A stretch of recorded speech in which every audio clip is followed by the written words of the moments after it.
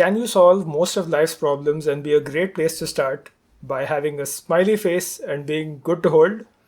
Are we even talking about stationery anymore? Stay tuned to find out.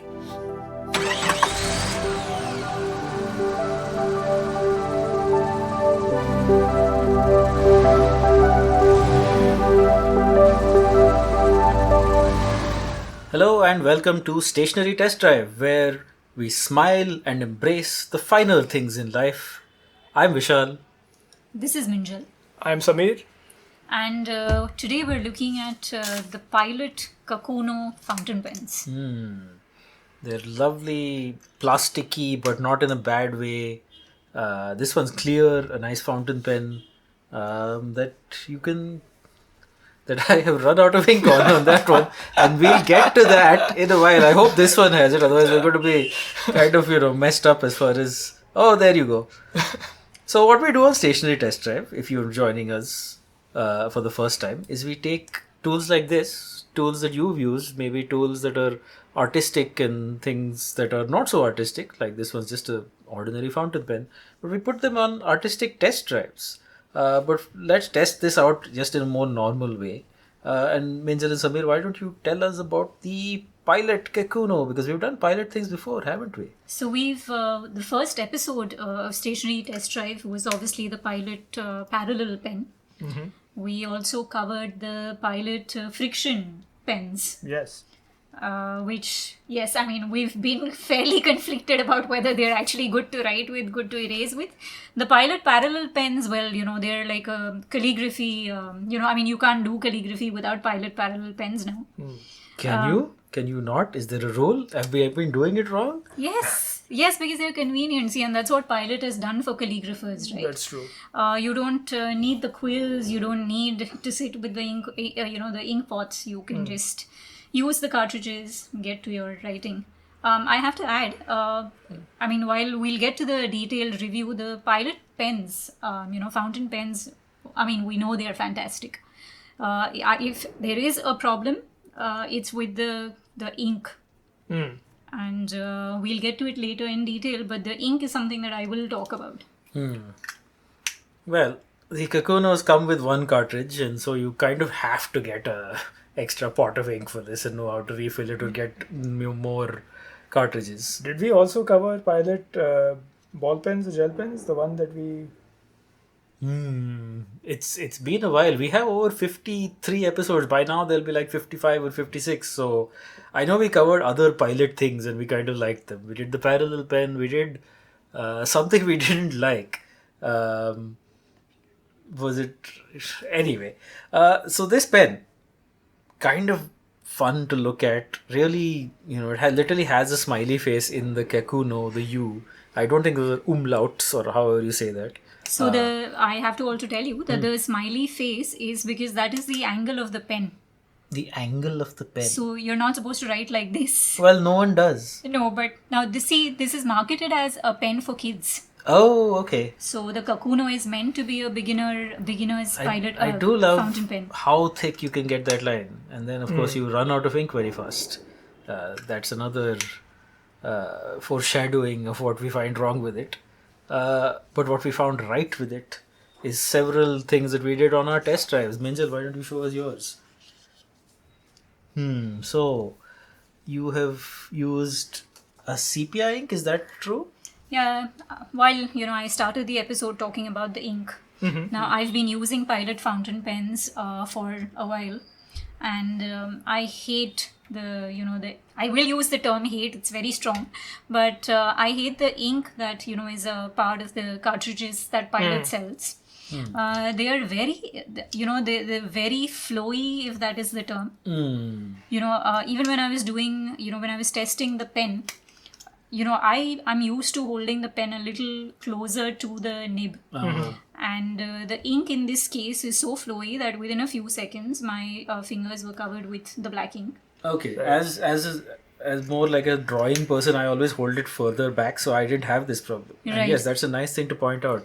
We did not have this problem, did you? We did not, but just I think on the general issue of Pilot inks, they have always been a little quirky, to say the least.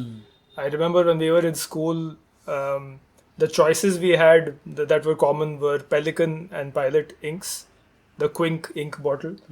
And most of us preferred the Pelikan because the Quink one was not as washable, so it would leave stains. Parker? Okay, so there's Parker, there's Pilot, and so it's very confusing. But yes, there were Pilot inks that were not that. They were fun Pilot to inks. use. Yeah, I'm mistaking the name, but so they have. I guess it's the same issue that you're talking about, which is they are made maybe in a slightly different way than the other inks as far as the consistency is concerned. But getting back to the actual artwork, Minjal, what is this? Because this is lettering, but it's not quite calligraphy. And it's not quite a poem, and it's not quite a piece of graphic design. What is it? So I've been experimenting with calligrams, as I've mentioned in the earlier episodes, which is it's just a graphical representation of words. Right. So I came across, when I was doing more research on calligrams, I came across this concept called concrete poetry, which is again a visual graphical representation of poems. Okay. Where the artists will actually lay stress upon The meanings of things. upon the meanings of the things, not really the words. Right. So that's what this is about. And I did actually enjoy writing with the pens a lot. I used the Ecoline pens, the Ecoline inks. My Which we have standard, covered. yes, my standard, go-to ink. So did you fill the cartridge in, or did you do the dip method? No, I did the dip method because the black, while I said it is a little too flowy, I wanted to get the sepia effect. Right. So I, dipped it in the brown. And that does work. There's quite a nice variation between dark and brown here. Yes. And just as a, beginner's fountain pen, this costs 1,000 rupees in India. It's cheaper abroad. So about in the States. $12 to $15. About $10 outside India, I'm guessing. Actually, yeah. Yeah. Probably. And, we, in school, we were using the Hero, pens. I don't know if you all use the Hero pens. We but did. That was the beginner's, pen that kids in school, use. And that was not a friendly beginner. And that was not a good pen at all. So, give this to kids and, they'll be happier. They'll maybe, write a little more. Speaking of writing a little more, I'm not known for my writing nor my handwriting, and I think you can tell. But in a strange bit of serendipity, we both went for these spirals and Swirly swirls lines. of lines. I did a little page of, I guess it's not quite a comic, but maybe a cartoony man at a typewriter of all things. So not quite handwritten scribbles, but certainly the thoughts on the page seem to be handwritten. This was the liquid line. We keep coming back to this. Liquid is not just the state of what it is, but it's the way it really flows out.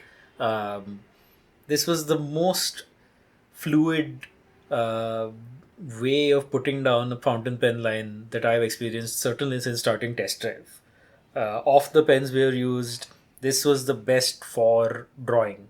My favorite writing pen is the Pelikan Twist. Purely because of how you can hold it and its weird shape. But it's not the greatest drawing thing in the world. You have to kind of hold it at a very specific angle and then you get a line, otherwise it's just fighting with you. Whereas this one, literally you can just move it around. It's very liquid, which meant that basically we ran through this cartridge for this one, a few test pages, some things my dad did and Samir's thing. And it's not that much. You're not going to get mileage out of this pen. You're going to get quality. Considering it seems to be a full-size international ink cartridge. It doesn't end up stretching for that long compared to what you would see with the pen with maybe a finer nib like the Hauser that we've covered or any other. And especially when you do that thing where you press it down to get a nice thick line like I would here. It's very satisfying to do, but yes, it eats through ink. It just puts it down willy-nilly. You will enjoy it, but yeah, be prepared to just either buy a bunch of cartridges or just travel with a ink pot and a refill. A lot of refilling. Also, the pilots, what we used is the medium nib. Pilot has these pens in fine and extra fine. Okay. It would be very nice to actually get the extra fine and test it. Yeah. I think that would maybe not be as good as the Tachikawa that we tested Yes, earlier. True. the Tachikawas are just insanely good. The school G pens. If you're looking for something to draw with, that's certainly of a more. They're not as easy as this. I will say that. If you're starting out drawing with a fountain pen, actually, I would say just go and find our episode on the Hauser. That's one of the, especially if you're in India, that's just a 50 rupee pen. That's less than $1. Comes with a refill. You can bash it about, and it's great for drawing. Yeah. But if you want to spend a bit more and you're somewhere in the country where you get this is a wonderful, handsome pen. Yeah. And I think the one thing that I will say about this pen that is better than pretty much any other fountain pen we have tried is that it is one of the best pens to start with for both drawing and writing. We've found a lot of pens where they're better at drawing or they're better at writing, whereas this one does both well. That's right. Minjal and Vishal went for a lot of writing. Vishal did some drawing. I stuck to just drawing. And I pretty much used this as just kind of a line art tool. And it was just a great experiment to do, to use fountain pens for that. This is something these days we'd use a fine liner for. But Yeah. I was quite surprised by the range of pressure and line weight that can be had with this pen. Yeah, it's so the depth and the variety that you're getting just by the same pen. You probably use 3 or 4 different fine liners for that. Yeah, Whereas and- here it's just one. And there are certain parts of it, like these kind of flowy, squiggly lines, that you just can't do with a fine liner because it's a little too precise. Yeah, here where the ink kind of wants to be on the page, so you can just have a very light touch and just get a nice line. I do notice you had a bit of smearing, which we Yes, did not. I did, because of the fact that it is a medium nib and it does put down ink quite heavily. You do have to watch out for where your hand Yeah, is. that is other than, I think the ink flow is both it's a double-edged sword, because you want that liquid line. It's so easy to put down, but it also then runs through, and you need to be careful about going over stuff in again, and otherwise you do risk that. Other than that, it's a great pen. It's a beautiful pen. Like, you get it in a whole range of, like, some of them are dual tone colors. I've seen like a nice It's a pastel yeah, colors. pastel Yeah. blue and cream. This clear one was just so cool that I thought, okay, I had to get that one. Also, That I do green. like the snap cap. Hmm. I mean, I know that I had a lot of problems with the Pelican twist pen. This one is fortunately very easy to handle. Yeah, because they have all these small little details. Like, they have this little Notch. Well, notch the here, indent. an indentation here, that makes this easy to hold and pull apart. They have this tiny little nub of plastic, which I'm not even sure you can see Yeah. on camera. It's this thing that's against this little bit here. Little tiny And thing. all that for is you can just keep your thumb on it and push away. Yeah, and it also keeps it from rolling around a lot. So they have really paid attention to some really fine details about this, and that it shows when you're using it. No, also, I mean, while you're talking about details, we don't expect anything less from something that is made in Japan, right? No, and especially not by Pilot, who, Not by Pilot. whether we like their pens or not, usually have impeccable engineering. Yeah, and I think, if I'm not mistaken, they are one of the largest, or if not the largest manufacturer of pens in Japan. So you don't get there quickly or easily. And without, paying some attention to your quality. And this is a quality writing instrument. It's a quality drawing instrument. It's a quality calligramming instrument. What else can we use it for? Journaling and, signing checks and contracts and things. It will be great at all that. As long as you sign the check and then wave it around for a good few minutes. Yes, that's true.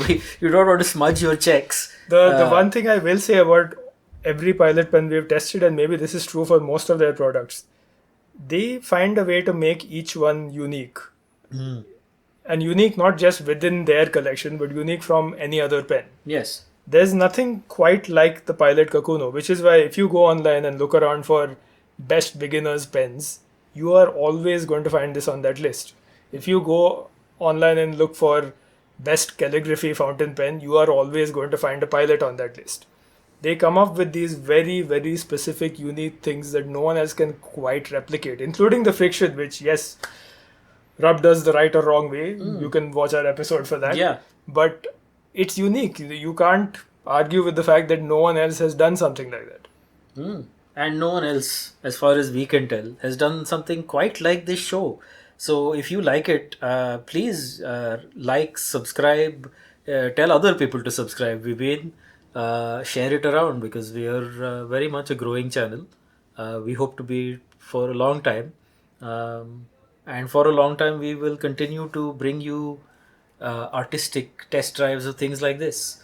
Until then, I'm Vishal. This is Minjal. I'm Samir.